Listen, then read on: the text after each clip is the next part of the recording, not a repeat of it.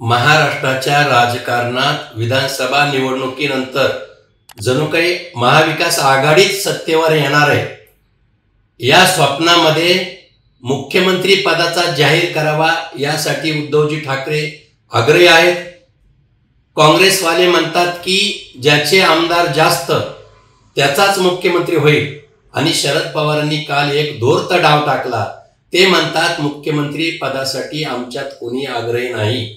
वास्तविक पाहता पवारांच्या पोटात वेगळं आणि ओठात वेगळं हा त्यांचा राजकीय स्वभाव हे सर्वांना माहिती।